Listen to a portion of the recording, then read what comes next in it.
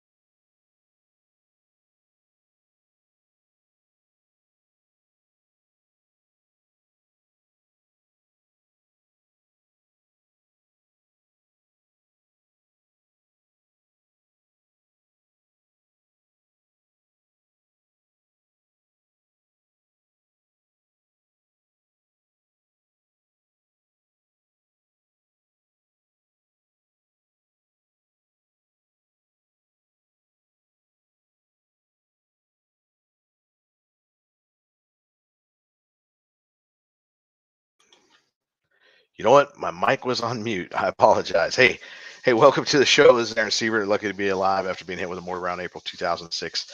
Hey, I'm sorry, my mic was on mute. Hey, this is Combat Vet Vision. I have some guests that come on from time to time. This is where we talk about issues that are things that we see up front, what we're doing to improve our lives, what we've done, what we've seen, and how we're getting through that. And I got Melissa Shaw, clinical social worker, on deck today, and she's going to talk about some cool things with ketamine and PTSD. She is not a drug pusher. She is somebody who cares about our combat vets and people in general. So she's got a lot of clinical stuff to add to that. Hey, thanks a lot for being on, Melissa. If you're on, all right. Hey, thanks. Sorry about that. I was doing a lot of talking, but nothing was coming out because I saw that I was on mute. So welcome to the show. Weird. I can't hear him. Yes. Hey, well, thanks a lot for being on my show. You know, we met a while back because you do a lot in the Orange County area, correct? No, I'm in Denver, Colorado. Oh, Denver, Colorado. Yeah. But you had a vet that was dealing with some really hard issues, and you wanted to you found me as a resource, and you said, hey, let's make a call, see if we can't help him out. I reached out to him, and we have a warrior group. We have a couple other things that are available to our vets, because he's in Southern California, right? Or is he? No, he's in Colorado as well? Too. Yeah, so many vets, so many. There's a lot of support that goes out there. Sometimes I get these calls that I even take care of some guys that are in Southern California that I got another call similar to yours, and I reach out to these guys weekly and do a lot of things, but. I remember you hit me up on this. He was a hard case, really dealing with a lot of things, and there's so many cool things out there. And you've dealt with a lot of things. So give us some insight as to you and what you do in Denver, Colorado, and all the cool things that you're involved in, please. Yeah, and just kind of a funny side note, just to add to your story, I went to visit my mom in Arizona, and I had a really hard session with this client that day. And I sat next to someone on an airplane, and her name was Andrina. And she was like, you need to get a hold of Aaron. If you're struggling with this, you need to get a hold of Aaron. So that's how I actually came across your phone number. So yeah, that's kind of a funny little twist there. So yeah, I'm in Denver, Colorado. I have a private practice, and I focus on couples work and trauma work. And so I do EMDR, if you've ever heard of that. I do brain spotting,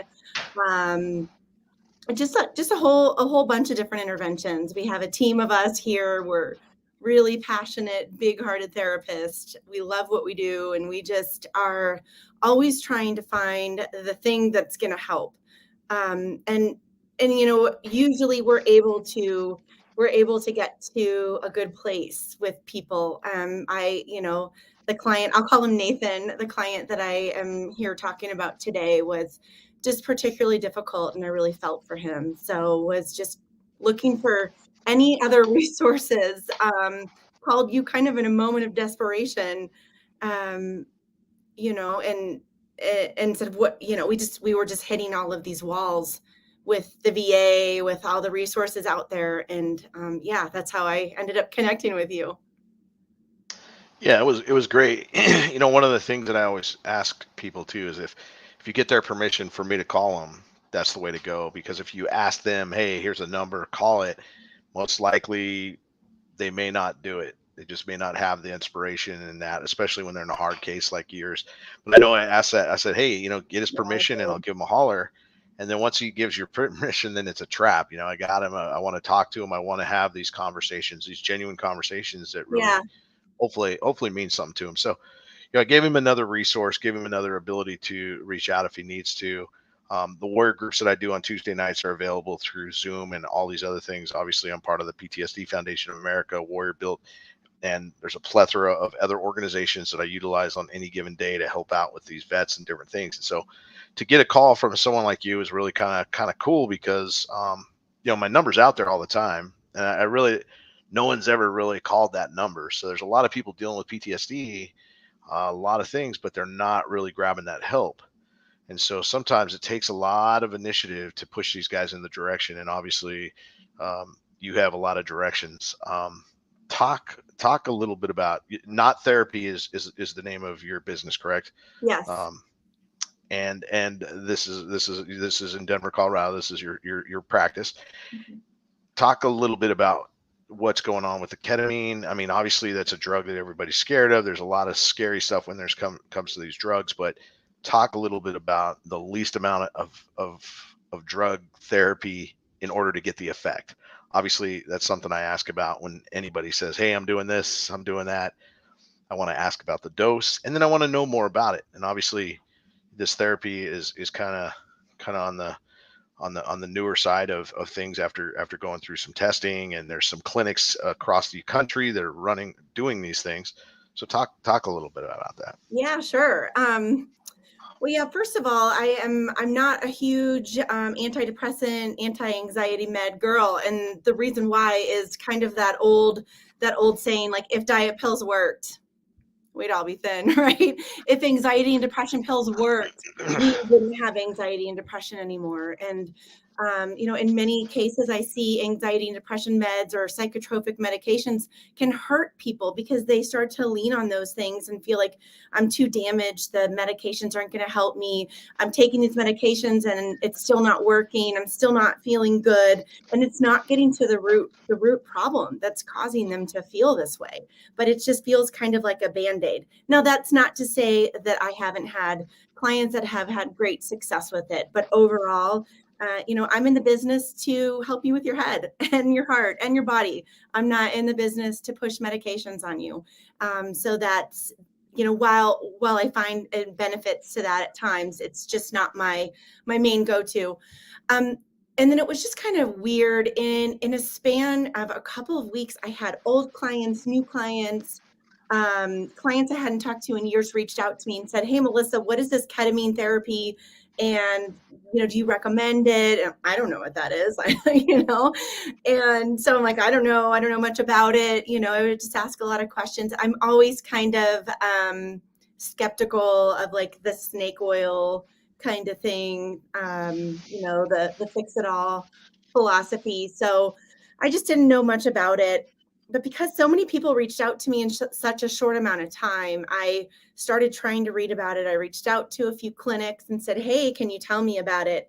And they only wanted to tell me kind of like just medical jargon speech, if that makes sense. Like, I'm like, no, like, what is the treatment like? What is it? What does it feel like for the person? Like, are people wearing lab coats? Like, how long does it last? I wanted to know questions. I wanted questions answered that I feel like my clients would want to know. So they didn't get back to me. And so I just kind of let it lie. But I've been working with this veteran, and I've been working with him for over 4 years. Oh, he's amazing. I love him. And he just gets so tangled in his brain, and he's had so much post-traumatic growth. And in our sessions, especially with EMDR, we can make so much progress together. And then I'll see him the next week, and it's all kind of like back to square one. It's like reverted back to muscle memory in his brain. And it's like, dang it. He was starting to feel, he did like EMDR, but he was starting to feel just really defeated. And then, and I just wrote a blog post about this, but then the big trigger came, which is, I think there was, without having it in front of me, I don't know for sure, but I think out of 12 that started in his squad when he went away, when he was deployed, 4 of them had committed suicide. And so Nathan was in a pretty good place, and he got the call that one of his closest friends out of that squad had completed a murder-suicide. And that was in December of this year. And Nathan just kind of came undone, and his already fragile marriage started unraveling. And it was so hard. I just saw him in a place that was really scary. To be honest, Aaron, I was waiting every day to get that call. That he was no longer with us. His parents were reaching out to me, his wife, his children, everybody was just so scared for him. And we tried the VA, and I think a lot of times people get exhausted of these dead ends in the resources. So, while you're out there, it's like, how many rabbit holes can you go down just to get nowhere, So, anyways, I was helping Dave and his family just go down these rabbit holes. And I felt like we're just hanging on by a thread here. And, Dave was suicidal every day. You can't just keep him on a permanent M1 hold. Those are kind of traumatic in and of themselves, being held at the hospital for being a suicide risk. They're not helpful most of the time. So, anyways, I said, hey, Dave, I don't know much about it, but I feel like let's just start throwing darts at stuff at this point. People are asking me about this ketamine treatment. And he kind of froze, and he goes, that's so weird because my parents' friend just told me about ketamine. So it was like 2 people right at the same moment said, hey, why don't you try this ketamine? Like, we've got nothing to lose at this point. It was kind of weird too, because his family and friends they come from a very strong LDS background, Latter-day Saints. And so for them to be really cheering on this ketamine, I was like, well, that's a little different. Anyway, so it took about a week or 2, and he was in there for 6 treatments every other week. I was doing therapy and EMDR with him throughout. And I write all about his process in the blog article. Aaron, I don't even know what to say about it. I'm speechless. Like I said, I've been working with Nathan for 4 years, and I've never seen him this way. His anxiety and depression is at a 0 on a scale of 0 to 10. I've never seen it, below like a 7 or 8. He's just having all these insights. He really feels like he's been able to detach. He's like, he can just really see how his trauma is a trap, and he's been attaching to it and in it. And the difference right now is that he's been able to really rise above all of those traps and see it as an outsider looking in. It's weird, like a lot of the things that he's, repeating are things that we've talked about in therapy, but it never stuck, and it's sticking.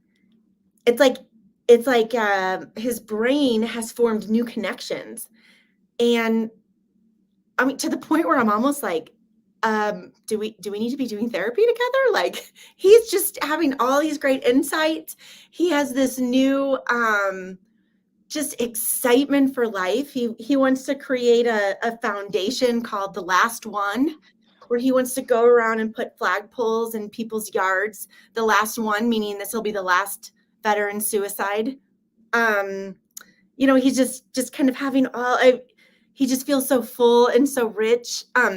The really, really cool thing though that's been happening is that, I'm like, well, shoot, for so many years, it's like his brain couldn't take the therapy, or he was too dysregulated. So I said, hey, let's just go back and let's just process some of these really hard targets, because EMDR is all about reprocessing. So like kind of coughing that hairball back up, making sense of it, organizing it, and then, trying to take it down so that it can go to the file cabinet in your brain versus being stuck in the amygdala where that fight or flight lives. So the really cool thing is that we're going back and we're processing some of his hardest targets that I haven't been able to touch with a 10-foot pole in 4 years. And, it would, just to give you a time frame, it would take us months to finish one target. And he's processing targets in one session or maybe two. And just, it's like all just his brain can handle the therapy. So anyways, that was a lot. I know. It's just, I'm really passionate about what I just said. Yeah, that's one thing that's really cool is the passion you have for this. Obviously, when you help somebody that's on the verge of you're worried, hey, is this the last conversation I'm going to have? And I've been there. I've even lost vets to this. Obviously, Andrina Shields, meeting her son, trying to help him, but he didn't want to go anywhere with the direction that was presented. And there's some guys you just can't reach, but at least he was coming to therapy all the time still with you. There's a lot of things that he connected on with you on that. And then to try this ketamine piece, you never know what's going to work. And obviously, like you said, going down these dead ends, you get so tired, you may not want to travel to another zone. And I think, it's probably hard to be in your position because obviously when you make these connections with these guys, and should you ever have to, move on with your life and do something else that you're passionate about, it's hard to step away from that because these guys will feel, let down, or they're going to have to meet another therapist. They're going to have to go through this process again. So there's a lot of really, really weird, cool connections that you made to make that possible.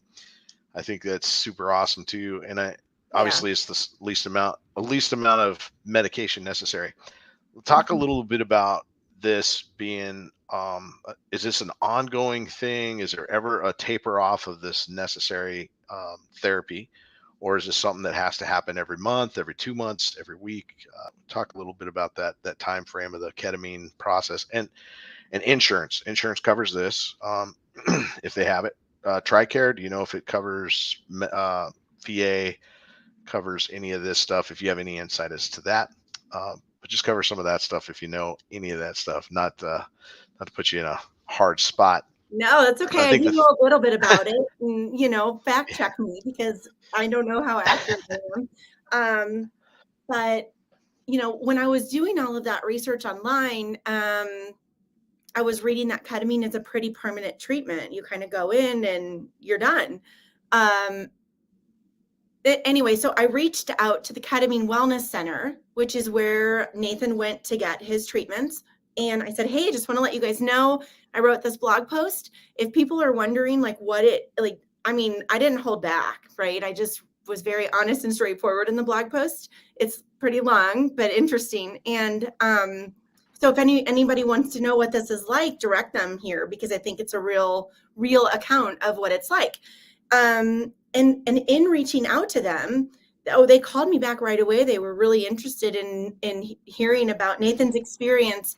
And in talking to them, I was able to get some questions answered that I didn't know. I was like, is he done now? Like, what am I as his therapist to expect? And they said, no, it's really important that you stay in therapy, first of all, which they loved how I just kind of came up with it on my own. They didn't plant this in my head. They were like, I love how you said that therapy just starts working. And that's exactly what we're seeing is that we're able to hold those new patterns, those new beliefs, those new thoughts, those new feelings without kind of going back to square one.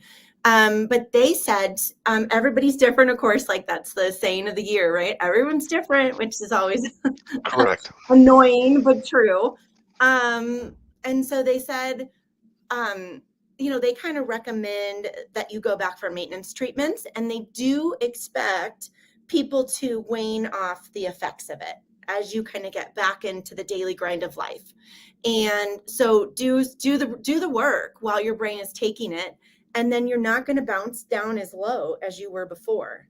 How long it lasts, I don't know. It's been, so what Nathan did 6 treatments, and he then for 2 weeks, 2 weeks out, went back for one more. And then 2 weeks out after that, went back for one more.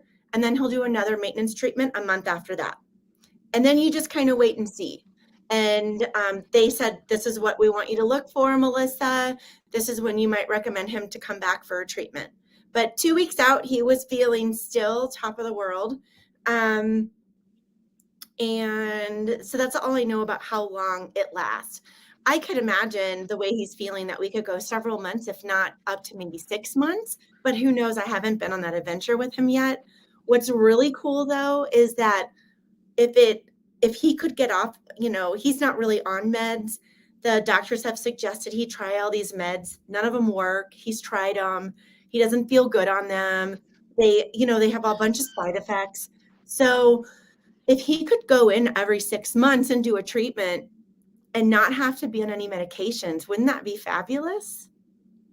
Like that just means most definitely. yeah. And I think as these medications work, and I think as these interactions work, obviously the therapy and all that, if they're able to accept that a therapy and they're able to process some of these things when they're off these medications, those processes stay intact. Later on down the road, they may hit a bump and something may spark them or trigger them, and they may handle that way better, even without the drugs. And I'm finding that from the core guys that I have in my group, these guys that have worked on themselves for so long, they're telling me that they're, meeting these situations where they might have, exploded, but now they calmly deal with it in a better way. And so I think, as you explain this, it makes me feel and remember these guys that, that really invest in their lives, that invest in their treatments, and they really make progress in life no matter what. But the thoughts will always be there. I think the spin up of the adrenaline piece that kind of comes into our play, but we're able to pace ourselves better after going through some really awesome therapies and stuff like this. And I think it's awesome that you're there doing this. And yeah, and talk about the cost is what is the cost? Yeah. So I saw it on the thing. I know it was, it wasn't that bad, but it was kind of a I want to say, okay, so I think there's some insurance problems with it so far. I think they're starting to do some work with the VA to change some of that. So that might be where they're starting. There's some kind of a nose inhaler. I don't know. It has a name. I can't remember. That has been approved for pain. And it's not as effective, but anyways, I think those wheels are starting to go, which is neat to see, which is good to see. But as of now, for what I'm talking about with Nathan, his it wasn't covered. The cool thing about the Ketamine Wellness Centers, they did offer a veteran discount, and I thought it was a pretty significant one. So I think his treatments went from $415 a treatment to $275 a treatment. So yeah, I think I saw that in the article about 275. I was like, oh, I think I read regularly, and that is awesome that they give the military discount. yes. And you talk about this wellness center for ketamine, but there's a couple wellness centers across the United States that are doing this. Is that correct? Yeah, I think they're popping up everywhere. The Ketamine Wellness Center, I don't know if they're in California. I know that they're in Utah. They might be in Arizona and Colorado. I don't know where they are, where all of their offices are. But yeah, I think there's quite a few popping up here and there. So awesome. Yeah. Awesome. Talk a little bit more about you and your therapy, and what got you interested in being a clinical social worker, and where did your passion come from where you're starting to take care of veterans? Oh, I don't think it's a linear path, really. I grew up with, right? I biologically, I'm an only child. And when I was 2 years old, my parents adopted a 9-year-old girl. that came just chocked full of tons of trauma. When I was 10 years old, we adopted my younger sister. She was 7 years old. And she came just chock full of lots of yuck. And we had social workers in and out of our life, all my life growing up. And so I definitely think that's where my, that's what sparked it. And yeah, I think one of the things that was really hard for me as a child was seeing that you could take these two individuals that had just come from all of this stuff, and it was like no matter what we did in our home and how good of a home it was, they just, sometimes even just being in our home and being in a more normal household environment was triggering and traumatizing because it made them really feel like they stood out, like they were the weakest link in the family or something. And so, I think just growing up and learning a lot about trauma and seeing that and living in that really piqued my interest. I lived in a tent for 4 years in my 20s. I went into a wilderness program for troubled teens where they were sent to the woods 24 hours a day, 7 days a week. And I did that for several years, 2.5 years. Then of course I took a bus to Georgia and I hiked the entire Appalachian Trail. And then I lived in Alaska and Hawaii. I was just tour guiding around, and then it was, kind of felt like it was time to grow up. So I went back and got my master's in social work, and I kind of just done a lot of different things with that. I ended up at Jefferson Center for Mental Health here in Colorado, working there, just doing a lot of therapy. One of the things that's weird about working community mental health is it's like, as a therapist, they just kind of throw like someone who's struggling with borderline, someone who's struggling with PTSD, a combat vet, a mom who's having a miscarriage. You kind of just get it all, and you're like, whoa, like, am I qualified for all these situations? And what's the best treatment? So I feel like I just kind of went knee deep into some therapies that could be pretty universal depending on what you were going through. That's where I first started working with veterans, though. And man, I have to say that, my veterans really stand out. They're like, they all just had something in common, that like this tough shell and this big heart. And, when I think of the word post-traumatic growth, that's where I really think of veterans, because and I seem to be drawn to people more that have been through that, because when we go through really hard things, you start to make sense out of really hard things. You start to resilient. You just start to become so resilient. And so working with veterans versus a man that wasn't a veteran, it was just so much more interesting. There was so much more depth to the work oftentimes. A lot of times it surprised them what would come out of their mouth. But when you give people the space to get some of that out and make sense of it and lean into the hard things that have happened to us versus try to fight the hard things that have happened to us, it's amazing what you see happen. And I think one of the hard things about working with veterans is that a lot of the things that I'm working with them to undo has been programmed into their brain in their training, right? And so these pathways, these neural pathways have formed in their brain. So it's like when you're working with somebody who's had intense training like that, you kind of feel like you hit a wall or you hit up against something, and it's the brain that you're hitting. It's the programming, it's the conditioning. And so working with a veteran who has experienced a lot of trauma, I feel like makes you a better therapist, because you're forced to get creative. You're forced to find ways to get into a deeper part of their brain and help that processing. That makes a lot of sense, because Yeah, that makes a lot of sense because when I think about and as I listen to you talk with your passion and this whole connection piece, it's hard for us as veterans to learn to articulate our thoughts based off of the training, the everything that we've gone through in combat. We come back to a society where that's not a communicational um, way of dealing with life. The knife Right, hand cannot come out. The yelling at people and really jump into super fast things. It's not really part of life because nothing's really life and death in the freedom bubble of America.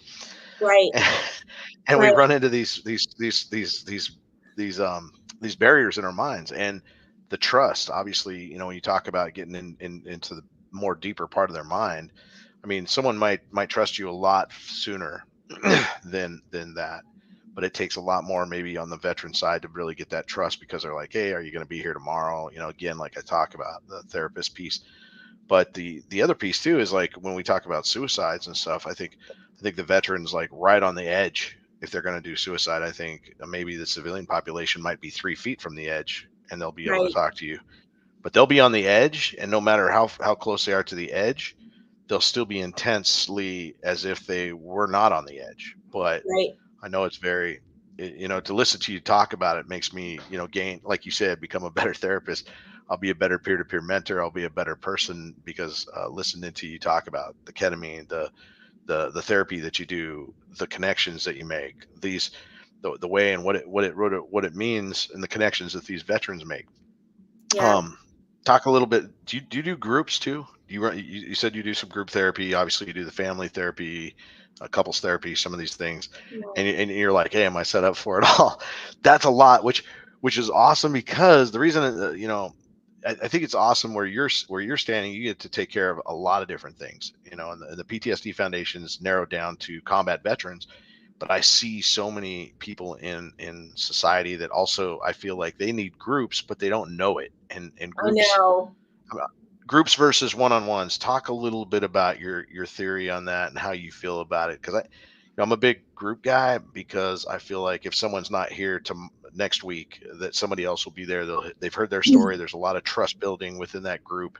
Um, so that's my take on it. But if you have some insight onto that, I'd love to hear it. So please. Okay, I'm speaking right from a place of like hurt and passion. So I All love right. groups, love groups. And I have a lot of experience doing group work.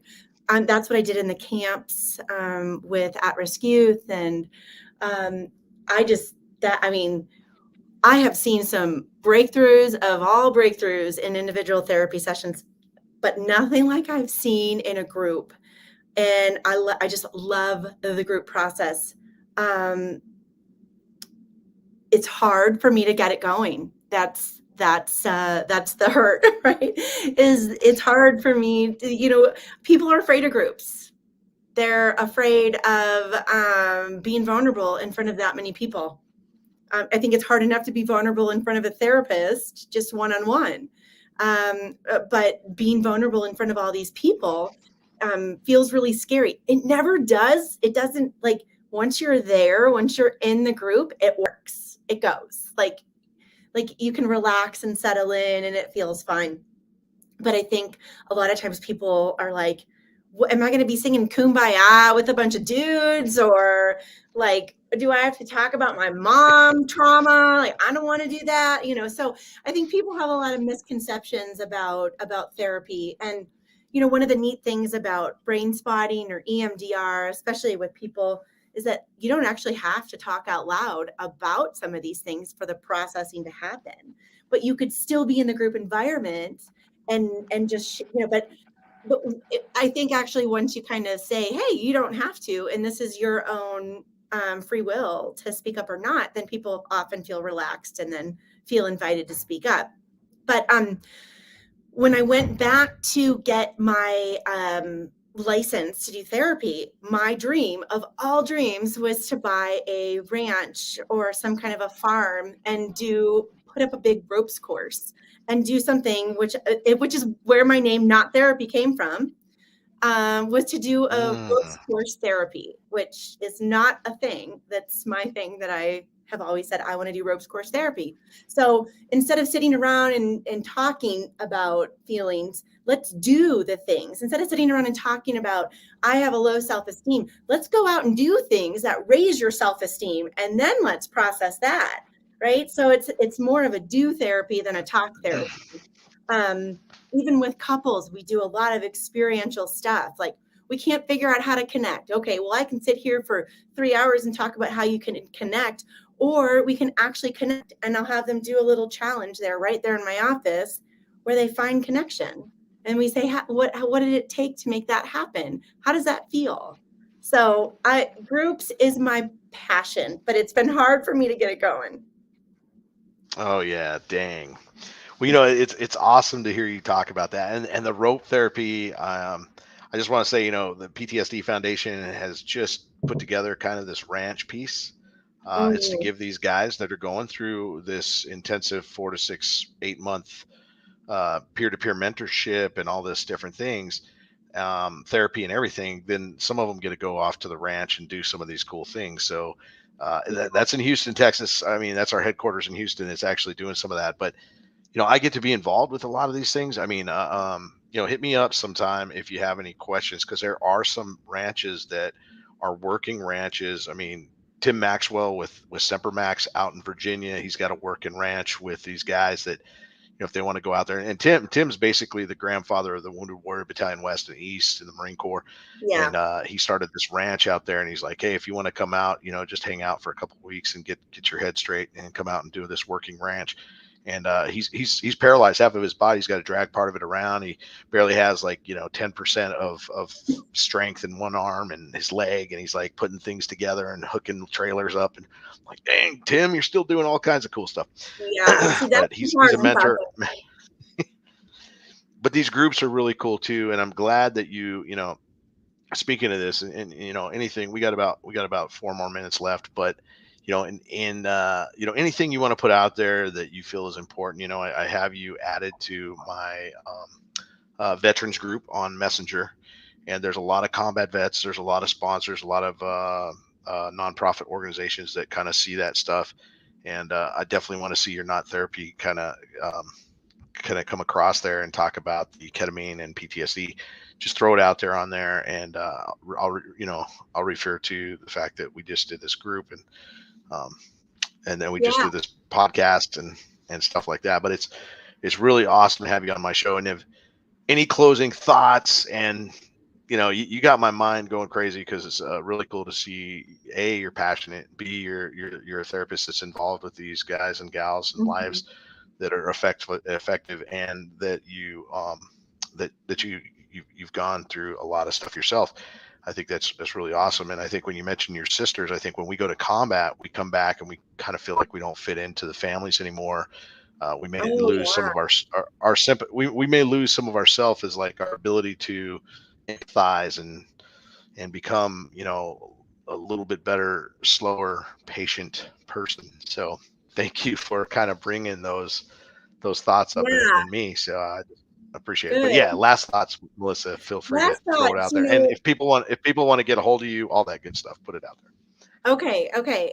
Last thoughts, and I kind of just to squeeze the lemon on what we just said about groups.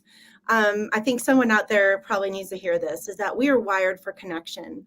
We're wired to belong to something. And I think that ultimately is the most important part of groups, is finding your tribe, finding people to connect with, real people, not just on the screen, just being around that energy, I think is so important. Just that alone could offer so much healing. So if you know, groups don't have to be scary, I think I would love for anyone listening to join a group. The other thing is that my client is would love to talk to anybody. He knows that I'm here doing this, and he said, if anyone wants to get a hold of me and has any questions, wants to talk to me personally about my experience, he said he'd be happy to. So you can get a hold of me, and I will connect you with him. You'll love him. He's just a great person. And I think those are the main things. My website is knot-therapy.com.